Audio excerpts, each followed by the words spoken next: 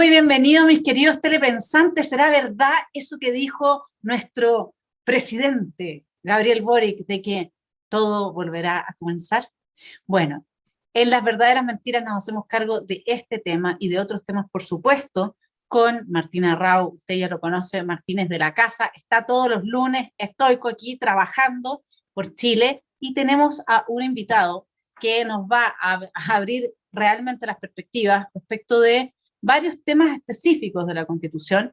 Él es abogado de la Universidad Católica, magíster y doctor en Derecho por la Universidad de los Andes. Luis Alejandro Silva es académico de la Facultad de Derecho, donde se ha desempeñado como director de estudios y ha ejercido como secretario general de la Universidad de los Andes. Muy bienvenidos a ambos. Gracias por estar acá. Veremos qué es lo que podemos aportarle a nuestros queridos telepensantes sobre este eterno retorno. Martín, ¿te vas a postular de nuevo? ¿Cómo ves Sí, tú todo qué esto? bueno, lo voy a poner en mi currículum esto de convencional para poderme postular de nuevo.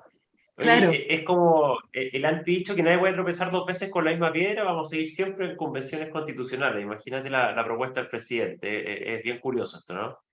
Lo curioso, Luis, es que Carlos Peña dice que el presidente tiene razón, que el hecho de rechazar el proyecto no significa rechazar el proceso. La ciudadanía se habría manifestado a favor de un proceso de nueva constitución que tiene ciertas reglas y esto se mantendría vigente y por lo tanto un triunfo del rechazo sería como un reset de todo el proceso. ¿Cómo ves tú eso? No sé si has tenido tiempo de darle una vuelta también desde la perspectiva más del diseño institucional de lo que fue este proceso.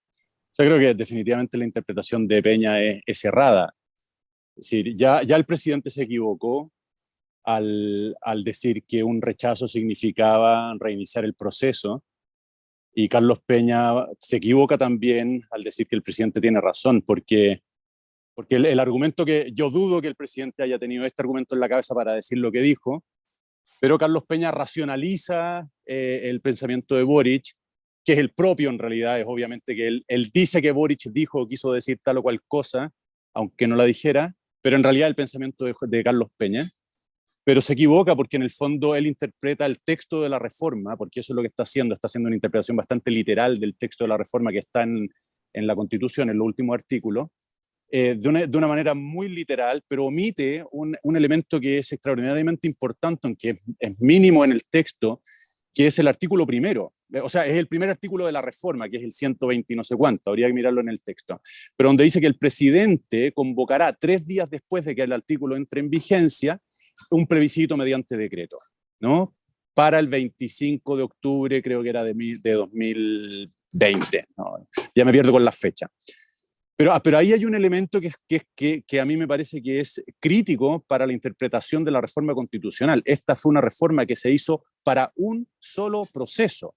No se creó un proceso para darnos una nueva constitución y que de fallar en un caso como este, probablemente falle, entonces nos damos otro proceso de las mismas características y así en la interpretación de Carlos Peña en un eterno retorno. Yo creo que es una mala interpretación porque omite este elemento crítico, que es que la reforma tiene una fecha específica, ¿no? Y por lo tanto, si vamos a interpretar el texto de la reforma, tenemos que ser súper, ¿cómo decirlo?, leales, ¿no? Tenemos que ser súper leales con el texto. Y es cierto que si tú omites eso, uno podría interpretar que aquí lo que se creó fue un proceso abstracto de reforma constitucional o para darse una nueva constitución. Pero en realidad, y el espíritu de la reforma, no sé qué piensan ustedes, pero yo no tengo duda, el espíritu de la reforma fue por una vez, ¿no? Es decir, si esto fallaba en lo que se quiso, lo que se dijo en la reforma, podemos discutir si fue una buena o una mala decisión, pero lo que se dijo fue que la Constitución del 80 seguía vigente.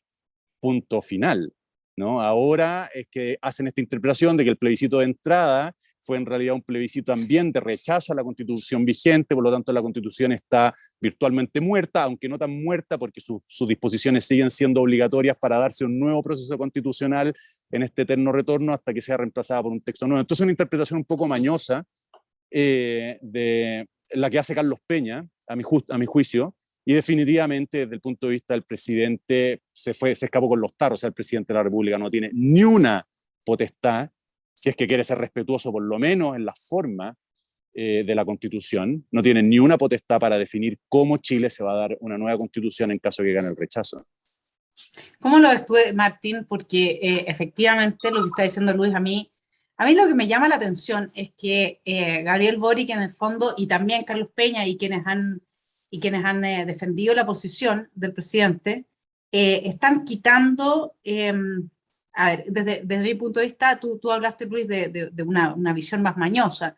Yo creo que literalmente se está haciendo trampa, porque nos llevaron a votar una hoja en blanco. No sabíamos qué es lo que iba a pasar realmente. El proceso fue diseñado entre gallo y medianoche, pero lo que la gente tenía claro es que tenía una salida en el caso de que el proceso fallara, y que la salida era un rechazo, y ese rechazo entonces se puede manifestar ahora en las urnas, y esa es la voluntad soberana, no es otra, no es, no, es que yo rechazo por esa división mañosa entre el proceso y lo que es el proyecto, el resultado del proceso. Yo no sé de dónde la pueden sacar, o sea, que hoy día hay una columna en Mercurio de Jorge Correa Sutil, donde él dice lo mismo que está diciendo Luis: esto se diseñó con fechas, esto se planteó para que se hiciera por una sola vez, y en el caso de ser rechazado, lo que tenemos que hacer en el fondo es, como hay un gran descontento con la Constitución, ver cuál es el camino de reformas, etc. Martín, ¿tú cómo analizas todo esto que está pasando?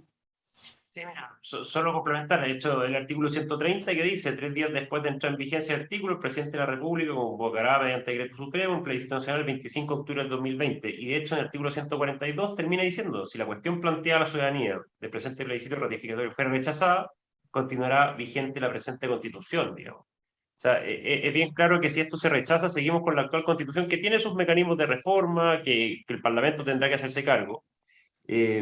Y claramente yo voy desde un punto de vista más práctico. O sea, acá no sé, cuando Edison está inventando la ampolleta y a 1000 materiales probados que no funcionaban, alguien le dice: oiga, ¿por qué sigue insistiendo? Digamos, si es que usted ya ha fracasado 1000 veces. No, mire, he aprendido 1000 formas de cómo no hay que hacerlo. O sea, acá yo creo que ya aprendimos una forma de cómo no hay que hacer la Constitución, digamos, con escaños reservados, con esta cosa, con estas convenciones, este asambleísmo. Y por tanto, bueno, hay que aprender, y si es que se quieren hacer cambios constitucionales, busquemos otro mecanismo, pero insistir o amenazar, en el caso que lo que está haciendo el presidente, que es amenazar con hacer otra convención, en el fondo usarlo como una presión electoral, chuta, lo encuentro grave, lo encuentro violento desde el punto de vista de que es una autoridad y está haciendo algo que realmente él sabe que está mal, porque no tiene ninguna facultad para esto, ninguna, todo. O sea, yo no soy abogado y sé que no tiene la facultad, digamos. Claro, y ahí, Luis, hay otro tema que es preocupante, que se desprende de lo que está diciendo Martín. Hay una tendencia francamente totalitaria de esta gente a no respetar las instituciones, las divisiones check and balance, porque es lo que en el fondo está haciendo, es atribuirse el poder constituyente a sí mismo, darle una interpretación a un proceso, ¿no es cierto?, en una dirección que a él le conviene, entre comillas le conviene. Yo no sé, ahí después Martín nos puede decir qué es lo que pasaría si tuviésemos una nueva elección de constituyentes, porque yo francamente ya me dan ganas de ir, porque yo creo que lo que haría el país es votar por pura gente que fuese radicalmente lo opuesto a lo que hay. O sea, de todas maneras, a menos que tuviesen capturado el CERVEL, que lo dudo, porque el CERVEL es muy transparente, nadie tiene absolutamente ninguna queja, todo ha sido siempre perfecto con el CERVEL, es una cosa maravillosa, estamos todos muy tranquilos, gracias CERVEL por ustedes ser tan transparentes, etcétera. Entonces, a menos que hubiese por ahí un chanchullo, la verdad es que podría haber una elección masiva de convencionales todos, tipo Luis, por ejemplo, tipo Vanessa. Entonces, claro, porque uno dice, acá lo que hay, cuando lo ves desde lo que dijo Jorge, o sea, el contralor, ¿no es cierto?, Jorge Bermúdez. Jorge Bermúdez le dijo a Boric que de ganar el apruebo, implementara la nueva constitución por decretos.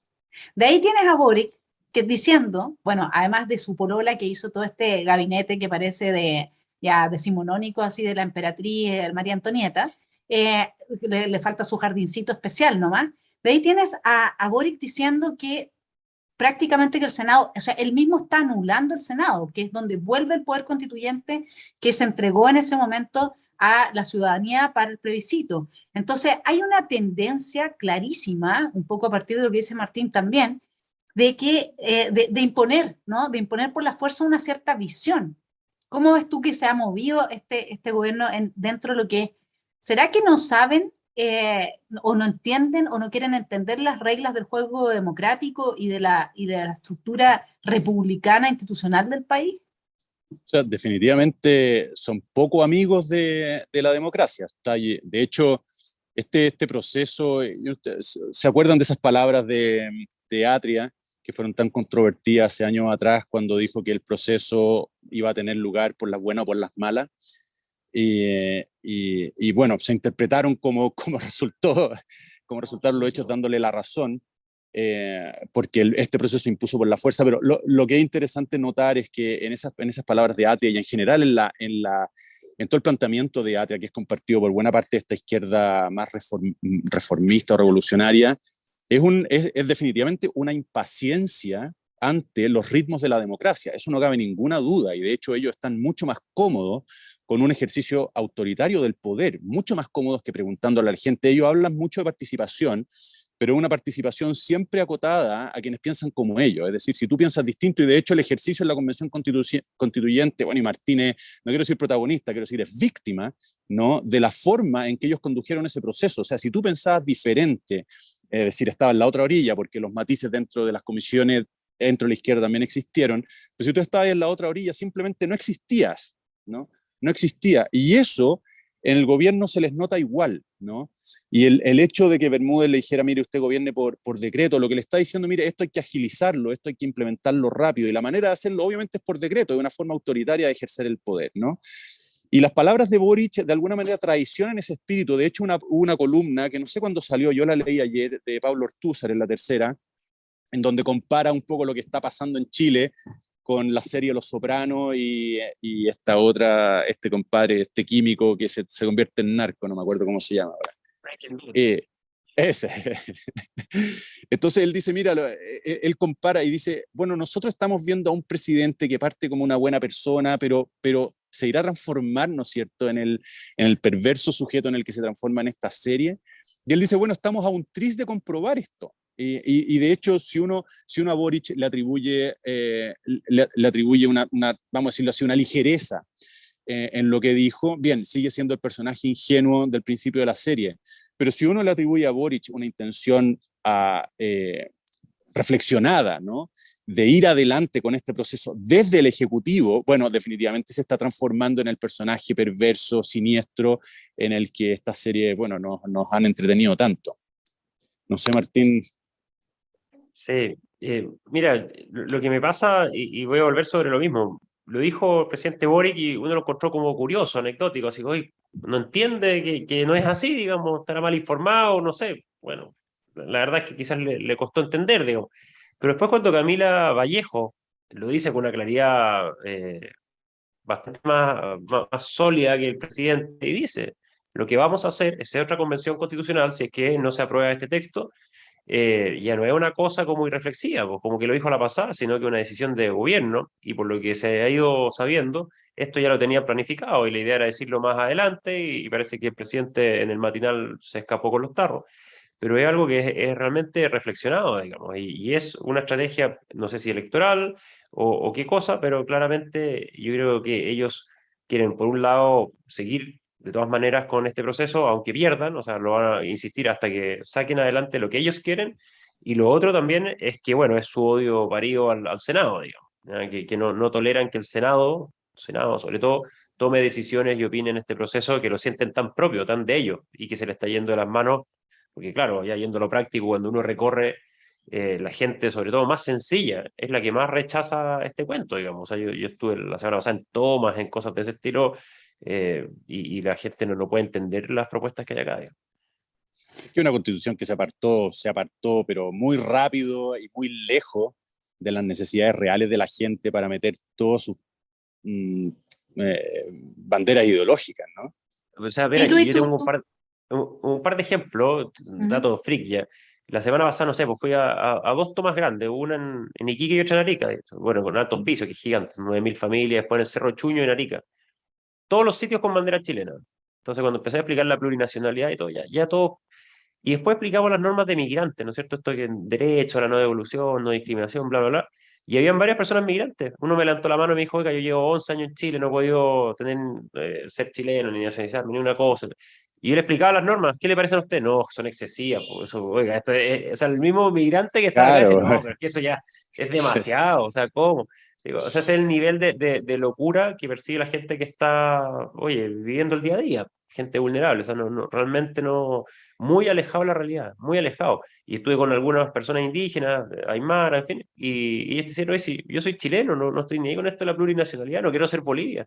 Nosotros ya tenemos nuestro cuento acá, funcionamos. O sea, te digo, es muy lejano, muy de laboratorio esto que se está proponiendo, y bueno. Yo no sé cuál será el sentido de insistir en esto cuando ves que tiene tan poco asidero real, ¿no? Pero bueno, será su plan de desarrollo futuro esto. Pero esa es una buena pregunta, porque el tema de los incentivos está bastante abierto. Luis, ¿tú qué piensas? Porque hay como una mirada general del proyecto presentado. ¿Qué es lo que más te llama la atención desde la perspectiva de que estuviésemos frente a un grupo de, de personajes bastante, digamos, ya pasados del lugar de la bondad y de la inocencia, me gustó ese contraste que hiciste así como de la serie, ¿no? Y la transformación del personaje.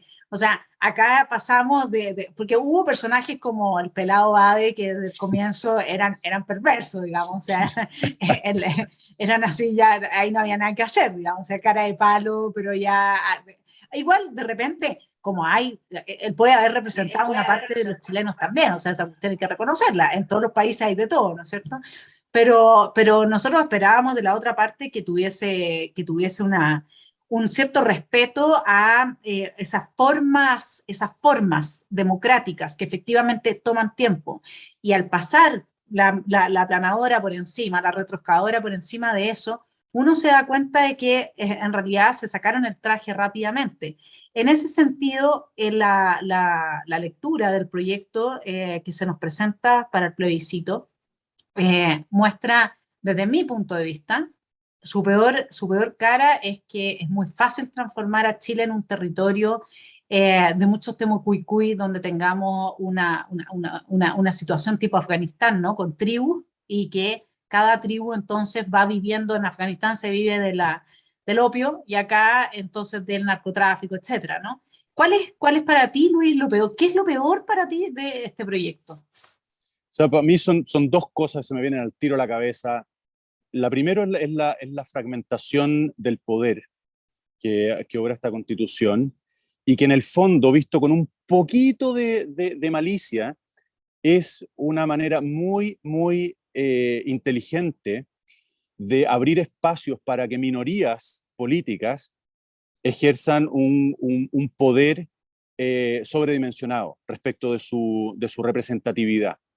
¿No? Para ponerla fácil, el Partido Comunista, a través de los escaños reservados en el Consejo de las Regiones, en la Cámara de los Diputados y las Diputadas, en el Consejo de la Justicia, por nombrar esos tres órganos, puede ejercer un poder de veto, al menos, para no decir de dirección, que está completamente está muy por encima de la representatividad que tiene. Por lo tanto, esta fragmentación del poder que se ve especialmente en la plurinacionalidad, ¿no? Yo le digo aquí a los españoles que si tú lees la Constitución sin conocer Chile, el proyecto de Constitución, perdón, sin leer Chile, te crees que Chile es un conjunto de tribus, ¿no? Y que no hemos venido a dar cuenta de esto y hemos hecho una Constitución que por fin reconoce la realidad del país, cuando la realidad es precisamente lo que nos cuenta Martín. Si tú estás con personas de los pueblos originarios y te dicen, yo soy chileno. Y de hecho es muy curioso el no nombre que tenemos todos aquellos en este borrador de constitución que no somos de los pueblos indígenas, porque ellos están muy claros que son miembros de los pueblos originarios, pero también son chilenos, lo dice la misma borrador de constitución. ¿Qué somos nosotros, los chilenos no miembros de pueblo originario? ¿No? Somos no indígenas, es una cosa muy rara, pero en fin, es un detalle.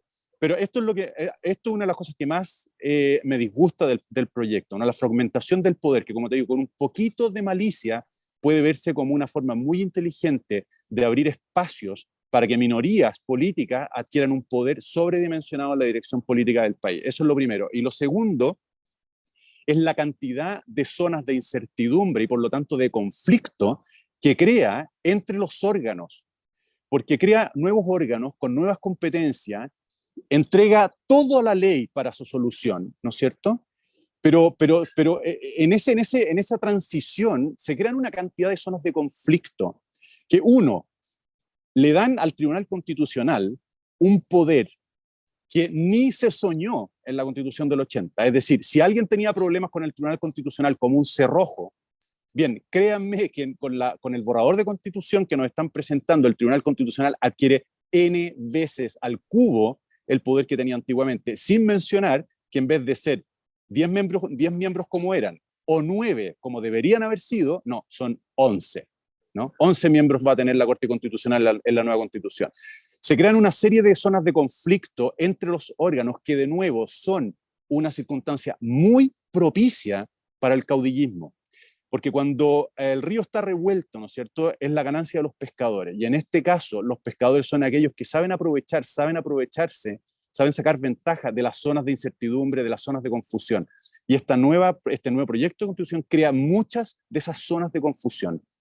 Esos son mis dos grandes reparos al proyecto. Bueno, ese es el punto que ha llevado a que tanta gente tenga un problema de definición, porque por un lado, efectivamente se produce la fragmentación y con ella la captura intencionada de parte de estas minorías del poder, y por otro lado se produce una concentración en una cámara gigantesca, ¿no es cierto?, y en un cierto grupo, una cierta élite que viene a capturar, en el fondo, todo lo que pueda suceder a nivel institucional en el país hacia adelante. Entonces, no sé cómo lo ves tú, Martín, ese punto en particular, el de la captura de minorías de parte del poder. Yo creo que, a ver, esta gente siempre ha sabido que son minorías. O sea, Boric, su piso de apoyo no supera el 25%. Esto es algo muy similar a la Allende del 33, con la diferencia que a Boric le faltan 10 puntos todavía. Entonces, ellos saben que mayoritariamente Chile es un país democrático y que la gente es, como uno diría, de centro-izquierda, un poco más de centro-izquierda que de centro-derecha. Uno diría que esa es como la postura, ¿no?, que uno ha visto históricamente en el país desde el retorno de la democracia en adelante. Entonces, ellos saben que no les va a resultar, a menos que, como decía Moschetti en su muy buena columna, apliquen esta técnica de copar las instituciones. El Tribunal Constitucional actual ya pusieron a la presidenta, que no es cierto, que entonces ya tienen mayoría, ellos van copando las instituciones con los pocos que tienen y parten desde la Junta de Vecinos, desde el presidente por eso usted, mi estimado telepensante, no le suelte la cola a la vaca. Si van a elegir los apoderados, ¿quién va a dirigir el tema de los apoderados dentro de un curso? Y usted, apoderado, vaya y tómese el poder, porque hoy día hasta en eso, ¿no es cierto? Entonces ellos parten copando todas las posibilidades e instancias de ejercer el poder, aunque sea algo mínimo, aunque le pasen el librito de la ESI a los niños, y con eso ellos ya cumplieron, trabajan como hormiguitas, como decía mi hermano Axel, conversábamos el otro día, me decía, increíble, como que tienen un chip. Entonces como que actúan todos, aunque coordinadamente, pero sin haberse puesto de acuerdo necesariamente, ¿no? O sea, todos van hacia la misma causa. Entonces esta estrategia de coopar y capturar, ahí, Martín, ¿cómo ves tú si es que efectivamente hacemos un eterno retorno y volvemos ahora a votar? Porque, ojo, mi estimado telepensante, acá no se trata de que usted le devuelven digamos, su poder soberano para volver a decidir si quiere o no quiere seguir con el proceso. O sea, esa parte no está en duda. Curiosamente, eso no se pone en duda. Eso ya está dicho.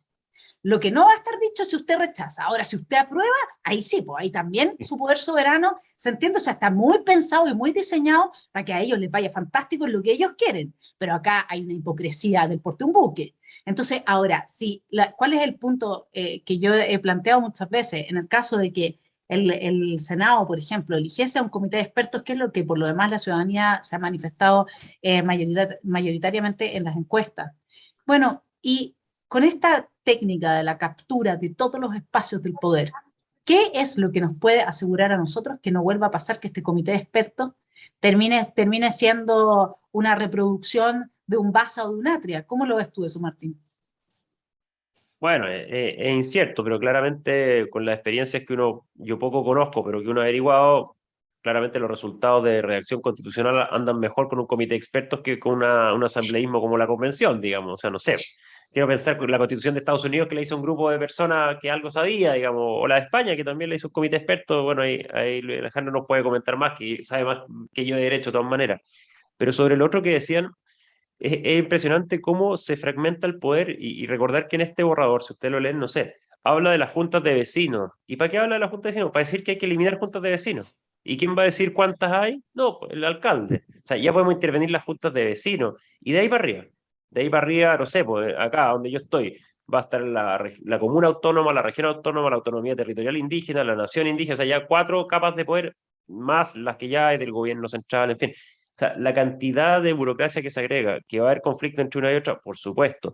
Más encima todo esto cruzado con toda esta política identitaria, ¿no es cierto? Que dependiendo de quién soy, mi raza, etnia, sexo, género, todo el cuento, chuta, se complica muchísimo porque en el fondo hay una fragmentación formal del poder desde el punto de vista de la forma de Estado, pero también una fragmentación identitaria del poder, porque no somos todos iguales. O sea, hay que recordar que aquí la justicia se aplica de manera diferenciada, todo, digamos, con este enfoque de igualdad sustantiva, este enfoque interseccional que está en la Constitución, que ya es una cosa, pasó el panfleto a la Constitución, un salto cuántico, digamos. Es impresionante que estos conceptos estén ahí. Entonces, efectivamente, los espacios de conflicto e incertidumbre son enormes, son enormes. O sea, yo aquí, con este texto, lo único que hay es incertidumbre, y cuando las personas me preguntan, no sé, cuando explican, no sé, el pluralismo jurídico, dice, oiga, entonces, ¿qué pasa si una persona aymara tiene problema con una persona mapuche en Isla Pascua? ¿Qué justicia vamos a aplicar? Sí, pues yo le digo, no sé, la ley lo dirá, pero hoy día en este texto yo no le puedo responder. Y muchas cosas, oiga, eso aplica para temas terroristas, penales, civiles, no sé, la ley lo dirá. Todo quedó sin limitación, todo quedó abierto. Entonces, el espacio de incertidumbre de esta cuestión es brutal, es brutal. Pero eso, si uno estudia los totalitarismos, es la regla jurídica del totalitarismo. La regla jurídica es que tú no tengas certeza jurídica, de modo de que tú siempre estés dependiendo de la decisión de la autoridad y vivas con miedo. Por eso es que Hannah Arendt lo llama el régimen del terror, porque tú no tienes ninguna certeza de que si haces A, no estás cometiendo un delito, porque mañana, como además no se aplica el principio de retroactividad, o sea, ahí todo puede ser retroactivo, igual que ahora, ¿no es cierto? Que entonces los territorios eran del tatarabuelo, entonces ahora es mío, digamos, ¿no es cierto? Entonces, la incertidumbre jurídica es el fundamento para, y aquí, mi estimado telepensante, yo estoy tomando lo de los orígenes del totalitarismo, es un libro que estudié muchísimo, o sea, no es una cosa cuando uno estudia las condiciones que permiten la instalación del totalitarismo, es fundamental la incertidumbre jurídica. Entonces, y como bien dice Martín, acá no es que uno va a poder entender cuándo está haciendo algo, de qué manera, y por lo tanto decir, ¿sabes qué? Mejor no lo voy a hacer porque puede tener estas consecuencias. No, es que todo va a quedar al arbitrio de la autoridad de turno, y es una autoridad de turno cuyo nombramiento, además, como dice Luis, pasa por ser miembro de una minoría con características muy específicas y claras. Entonces, ahora, respecto a esa incertidumbre jurídica, Luis, ¿qué pasa con este tema del eterno retorno y la incertidumbre jurídica en la que podemos entrar? O sea, nosotros realmente podemos terminar acá, digamos, esto puede terminar hecho sal y agua, o sea, si nos vamos a otro proceso con elección de constituyente, y además aquí hay una cosa, Martina, acordémonos que el Partido Comunista había amenazado con rodear la Convención Constituyente con mucha violencia, y no lo hicieron porque la derecha no le alcanzó ni para vender un paquete de cabrita adentro. Por eso es que no hubo los niveles de violencia que diagnosticaron que iban a haber. O sea, si nosotros ahora llegamos a hacer bien la pega y supongamos que el CERVEL, digamos, sigue siendo tan transparente y sigue siendo tan confiable como siempre, y salen elegidos, ¿no es cierto?, los convencionales, va a tener probablemente una cara muy distinta también.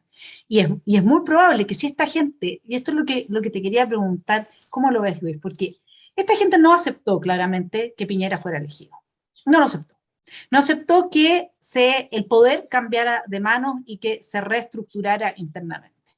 Están detrás del tema del 18 de octubre claramente, o sea, por eso es que la convención empieza tratando de liberar, ¿no es cierto?, a la famosa primera línea, y que Boric más o menos que les dedica la oda a la primera línea, y lo hemos visto, digamos, hasta el cansancio. Entonces nosotros vemos que luego se impone un proceso constituyente, que esto ya lo venía pensando Adria desde 2013, 2011, que sigo por lo menos públicamente, y ahora no les gustan los resultados. Entonces, como no les gusta lo que puede resultar, lo que están planeando es torcer de nuevo la mano. O sea, todo es violentar es a través de la violencia. Aquí no hay nada. Entonces, ¿cómo proyectamos nosotros, digamos, este proceso en lo que siga si es que se impone la tesis de la violencia? Porque finalmente estamos desde el 18 de octubre ahora, esto también es violencia. O sea, y no es una microviolencia, mi estimado telepensante, no es micro, es macroviolencia lo que hizo el presidente Boric con sus declaraciones.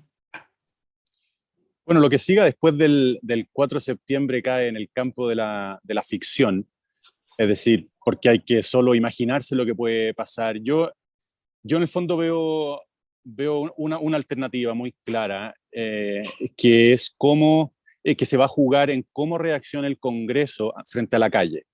Porque si gana el rechazo, yo me estoy poniendo la hipótesis de que gane el rechazo, porque si gana el apruebo, creo que la Constitución se va a hundir, pero es una trayectoria que se puede más o menos prever y demás. Pero si gana el rechazo, va a haber movilización, de todas maneras. No porque creo que Chile se queje frente al resultado, porque de hecho la mayoría va a haber votado rechazo, sino porque hay una minoría que en la Plaza Baquedano, por supuesto, es suficiente para llenarla, que no tiene nada que perder y va a salir a la calle de nuevo. Entonces la gran pregunta es, ¿qué va a hacer el Congreso frente a ese hecho? Porque las alternativas, las opciones son dos. Una, se pone de rodillas, ¿no? Y cede frente a lo que los voceros, ¿no? De ese movimiento reclamen, o se ponen se definen, ¿no es cierto?, frente a lo que el pueblo resolvió en el plebiscito y dicen, mire, la Constitución del 80 sigue vigente y si queremos una nueva Constitución tiene que hacerse a través de una reforma constitucional, sea reformando la del 80 o introduciendo una nueva reforma, como la que nos abrió el paso al proceso que hemos recién terminado el 4 de julio, que tendrá las características que el mismo Congreso defina, ¿no? Yo quiero pensar que el Congreso no va a repetir la actitud que tuvo en noviembre, diciembre del 2019, y va a decir, miren señores, ya hemos sobrellevado un año y tanto de un proceso con vaivenes, el pueblo se pronunció y el poder vuelve al Congreso si es que queremos una nueva Constitución. Y por lo tanto nosotros vamos a definir, obviamente el Ejecutivo tiene participación, ¿no? Hay todo un mecanismo previsto en la Constitución del 80 para que el Ejecutivo pueda intervenir, ¿no es cierto? Y el pueblo pueda eventualmente intervenir a través de un plebiscito para sancionar las reformas constitucionales. Pero lo que definitivamente ya sería pura vía de hecho es imponer el proceso que acabamos de terminar como si realmente fuese la única solución frente al rechazo. Eso es realmente pasar a las vías de los hechos, porque es negar palmariamente el texto de la Constitución. Sí, ahí yo tengo una duda, bueno, hay que ver qué es lo que pasa, pero si no se aprueba este texto, efectivamente el Parlamento va a tener una presión enorme de dar respuestas, ¿no es cierto? Sí. Y ahí, al menos los que fuimos de candidato a esto de la convención, uno sabía lo que iba, digamos. Uno iba a una batalla ideológica, una cosa que no se veía, era bastante áspero, digamos, por decirlo de alguna manera.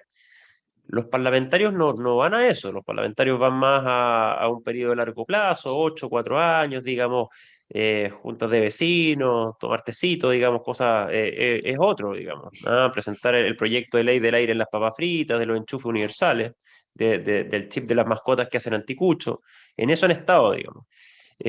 Ironizando, porque también han hecho proyectos de ley, me imagino, bueno, pero a lo que voy es que chuta que les va a llegar un cambio de pega profundo, digamos, y con presión social, ¿ah? O sea, nosotros estuvimos con el pelado de adentro de la convención, digamos, la primera línea la tuvimos adentro. Entonces, bueno, ellos van a tener una presión a la cual no sé si están preparados o acostumbrados, y muchos de estos parlamentarios fueron los que votaron a favor de los cupos reservados y de muchas de estas cosas, digamos. Entonces, yo espero que también esa mayoría que quizás no aprueba este texto, que por lo general es bastante más silenciosa, digamos, es bastante más eh, ajena y no le gusta recibir presión, digamos, tampoco los van a presionar para que hagan esto. Entonces ellos van a tener que ser muy consecuentes con sus valores, principios, y eso es lo que hay que ver el desarrollo de eso, digamos, o la duda que hay ahí. ¿Cómo se ve en ese sentido, Luis? si le tomas el pulso al Senado, ¿cuáles serían tus intuiciones respecto de cómo Mira, abordarían un tema así? yo quiero pensar que por lo menos, o sea, que en este Congreso la posición frente al rechazo va a ser mucho más definida en orden a defender las competencias del Congreso de cara a un nuevo proceso constitucional. ¿Por qué?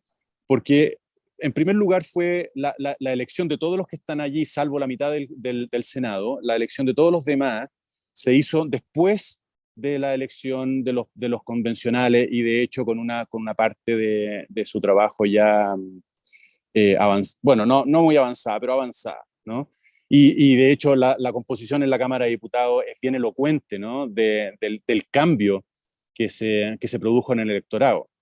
Después, creo que la presencia de una bancada como la republicana en el Congreso, en la Cámara de Diputados también da unas ciertas garantías, o sea, va a ser un grupo, es un grupo que llegó allí con una posición muy clara, y que es fácil prever cuál va a ser frente a una encrucijada como la que estamos conversando, y que va a ayudar a otras personas de derecha a definirse por el mismo camino.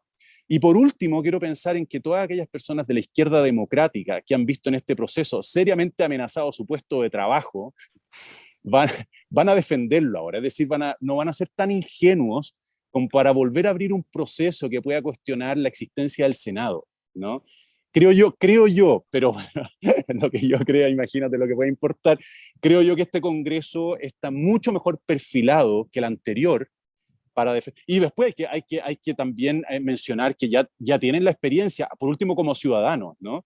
Algunos estaban allí cuando el estallido, otros llegaron después, pero todos pasaron por el estallido y ya obviamente que el segundo terremoto nunca se vive como el primero. Entonces quiero pensar que es un Congreso que va a tener muchos menos pudores para defender sus competencias frente a un nuevo proceso. Y hay que agregarle un factor más que si es que gana el rechazo o no se aprueba este texto, hay que subirse al carro a la victoria. Y ahí vemos, por ejemplo, a Jimena Rincón haciendo una estupenda precandidatura presidencial, digamos, ¿no es cierto? Subiéndose a esto. Entonces, también hay otros incentivos para pelear por ese lado, que te subía a algo que representa a la mayoría de los chilenos. Van a tener que ser valientes, sí, porque las funas, recordemos Lagos Ver, cuando hubo otras votaciones y lo amenazaron, cambió el voto. O sea, las funas no son agradables para nadie. Pero bueno, ojalá haya convicción ahí y esta presión de la mayoría al menos se haga sentir. Sí, yo creo que hoy día hay que tener coraje con la independencia y que es verdad que el segundo terremoto no va a ser tan potente como el primero, porque ya quemaste parte del capital, digamos, político que significaba romper el estado de paz y de normalidad y destruirlo todo. Ahora, yo creo que esto se puede transformar porque si la calle, comillas, si ciertos grupos responden a esta minoría política totalitaria que hoy día gobierna el país, entonces, aunque sea ese pequeño grupo que puede copar la Plaza Baquedano, nosotros podemos terminar las grandes mayorías capturadas por estas minorías frente a las cuales obviamente que el gobierno no va a mandar, ni Carabineros hoy día lo va a hacer, a nadie a ponerle freno. O sea, Carabineros hoy día no saca ni el arma y termina muerto, digamos. Entonces, podría darse que, porque el factor de la falta de confianza que hay en la clase política, de parte de la ciudadanía, es un caldo cultivo para que uno diga, ¿vieron? Ahí están los políticos, no quieren el Estado de Derecho Social, no les quieren garantizar a ustedes su acceso a los bienes y además esto en un contexto de crisis económica en que la gente no está acostumbrada. Lo que se viene acá en crisis económica es algo que Chile no conoce. La verdad es que no lo conoce. Hay que dejarlo ahí, porque ni para la crisis asiática, no, porque el nivel de vida que tenían con el IFE, con los 3 retiros, la liquidez, la inyección de 80.000 millones de dólares en menos de 2 años a la economía que se hizo bajo el gobierno de Piñera, tenía a la gente nadando en billetes. ¿Ah? Todavía hay 4.000, 5.000 millones de dólares en las cuentas del Banco Estado, que hoy día valen un porcentaje menos producto de la inflación. Pero esto, lo que se viene acá, se viene duro. Entonces, la gente la presión social por tener el pan con un precio fijo, por lo que sea, podemos llegar a ese extremo, ¿no? Estoy exagerando un poco, pero cuando uno ve el tema de la Araucanía, cómo se está, y toda la crisis alimentaria que va a producir que está produciendo la guerra de Ucrania con Rusia, entonces uno dice, oye, si no estáis tan alejados de la realidad. Entonces, en ese contexto, venir a decir, ¿vieron? Son los políticos. Los políticos son los que no le quieren dar a usted lo que usted quiere, lo que usted merece. Y no está fácil, Luis, porque en la época de Allende fue el pueblo el que votó a Allende, fue el pueblo el que hizo las protestas, fueron los mineros los que llegaron del teniente a Santiago a decir no queremos más este gobierno, y las mujeres. Y hoy día las mujeres están capturadas esencialmente por una ideología que es de izquierda, que es el feminismo, y eso hay que decirlo. Entonces, en Chile el feminismo es de izquierda, de extrema izquierda, digamos, en general. Después las otras se visten, se ponen un... Entonces, ¿qué fuerzas sociales pueden aparecer ahí para permitir que el Congreso pueda llevar a cabo esta discusión? Más allá de que en las funas además van a haber muchas amenazas de gravedad mayor. O sea, para que Lagos Weber cambie su voto. No es porque le dijeron, compadre, mire, usted me cae mal, sabe que tiene cara de asno. No, o sea, la cosa tiene que haber sido bastante más brígida, como dicen los, los adolescentes.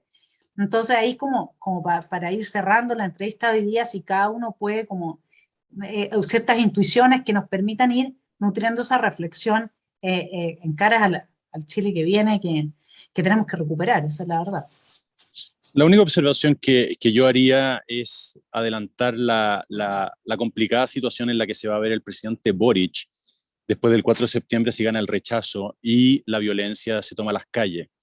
Porque Boric no tiene un discurso que le permita hacer frente a la violencia en las calles con la fuerza pública. Él carece de ese respaldo, vamos a decirlo así, en su trayectoria, y tampoco se la cree, es decir, a él no le nace, ¿no?, poner control poner orden público. A él no le nace, no está en su ADN. Y entonces va a tener, y obviamente que la gente que se tome la izquierda va a ser una gente vinculada a la coalición de gobierno, ¿no? Partido Comunista, Frente Amplio. Y entonces va a tener, y por otra parte, una de las demandas hoy día más urgentes es la de seguridad. Es decir, en todos los sondeos que a mí me ha tocado ver, la seguridad, es decir, la no delincuencia, ¿no? El control de la delincuencia es una de las cosas más demandadas por la ciudadanía. Y entonces se va a ver frente a esta encrucijada el presidente Boric de decir, bueno, ¿cómo me conduzco frente al pueblo chileno que está pidiendo seguridad, por una parte, y vamos a decirlo así, a las bases de mi soporte electoral, que reclama con violencia en las calles, ¿no? Un poco lo que estamos viendo en la Araucanía, pues Boric, ¿no es cierto?, se lo han sacado en cara 1.000 veces sus declaraciones ante Mucuicui. Boric carece, ¿no?, de todo el instrumental retórico para poder hacer frente con convicción y con persuasión a la violencia, ¿no? Entonces ahí Boric va a enfrentar una disyuntiva muy parecida, análoga a la que enfrentó Allende, ¿no?, que era tironeado por los comunistas por un lado y por los socialistas por otro. Cosa resuelva, yo creo que de nuevo, creo que el Congreso en esto va a cumplir o debiera cumplir un rol muy importante, es decir, una oreja de Boric va a estar con ese susurro, ¿no es cierto?, que le está diciendo no te pongas a la violencia, manéjala con cautela, dale espacio, etcétera. Y por otra, el Congreso que le está diciendo, presidente, es necesario poner orden, es necesario encauzar institucionalmente este proceso. ¿Qué haga el presidente? Es una duda. Sí, oye, solo complementar eso, porque efectivamente en estos días hemos estado conversando que se va a venir complicado al presidente de no aprobarse este texto para adelante, y le queda un largo periodo de gobierno todavía, 3 años y tanto, bien solo, porque hoy día ya con estas declaraciones últimas se ha ido aislando no sé, de todos los exconvencionales, de sectores más radicales, ya la verdad se ha ido alejando, va a quedar bien solo. Y hoy día la demanda efectivamente está en seguridad, migración y economía. Y respecto a la economía, que se viene muy compleja, de hecho en todos los indicadores que uno mira, ahí hay dos caminos, ¿no es cierto? El populismo de nuestro sector, estoy hablando del sector más de la libertad, más conservador, de derecha, como queramos llamarle, digamos, todo ese sector, es caer en eso o ser más consecuente con sus principios, digamos. Yo creo que ahí viene de salir a explicar por qué tal política es mala, buena, en fin, pero no caer en el juego que hemos caído en décadas anteriores, sino que hay que salir a jugar con ciertos principios y defender lo que hay que hacer en épocas de crisis, digamos, porque si no terminamos empeorando la situación. Y ahí yo le tengo fe, fíjate, a algo bien práctico, que las personas cuando se ven en crisis económicas domésticas, me refiero, cuando hay problemas de que no hay pega, de que no te alcanza para llegar a fin de mes, todos estos temas de la ideología que tú decías, que el feminismo, todas estas cosas, quedan de lado, ¿no? O sea, por ahí hay un dicho que dice, primum manducare, dientes filosofare, o sea, primero hay que comer y después filosofamos, digo. O sea, cuando no tenéis nada que echarle a la olla, la verdad es que el feminismo y la cosa, oye, hay que llegar a fin de mes. Y ahí, por eso, yo creo que el sector que hoy día uno pertenece, digamos, tiene que ser muy fiel a sus ideas, a sus principios, porque son los que dan mejores resultados en qué cosas, sobre todo en términos económicos, en términos de seguridad, en términos de las cosas que hoy día demanda la ciudadanía. O sea, hay una oportunidad enorme para cierto sector, si es que es fiel a sus ideas, a sus principios, de jugarlo bien, porque le vamos a dar más respuesta a la ciudadanía justo en los temas que hoy día van a estar más demandados y sobre todo el próximo año con las perspectivas económicas que vienen y con lo que está pasando con la Araucanía, en fin. Entonces, yo creo que hay perspectiva ahí, pero bueno, vamos a ver qué pasa el 4 de septiembre. Muchas gracias, mis estimados, por estar en Las Verdaderas Mentiras. Nuestro invitado especial, el profe Luis Silva. Martín, como siempre, acá nosotros todos los lunes vamos a ver, en una de esas va a ser eterno esto, en una de esas nos vamos a encontrar, vamos a estar con Martín ya así, vamos a llegar con el burrito sentarnos, sí. Bueno, ¿se acuerdan que este proceso constituyente, yo a lo que dice Martín quisiera solamente agregar, mi estimado telepensante, si nuestro sector realmente se la juega, vuelve a jugárselas por aquellas ideas que efectivamente consolidan el desarrollo y el crecimiento y que recuperan el país, no puede ser que carezcamos de relato, no puede ser que sigamos pensando que las humanidades no importan, que no importan las ciencias sociales, que no importa que seamos capaces de ir generando junto a los cambios estructurales y pragmáticos un relato que vaya acorde con esos cambios y que invite entonces a la gente a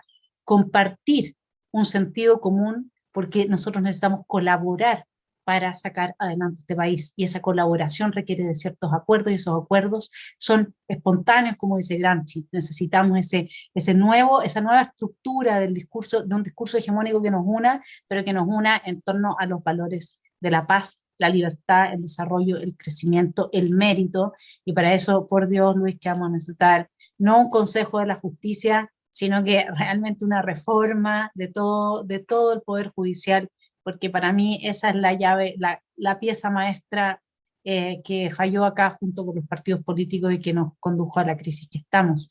Mis estimados, un abrazo.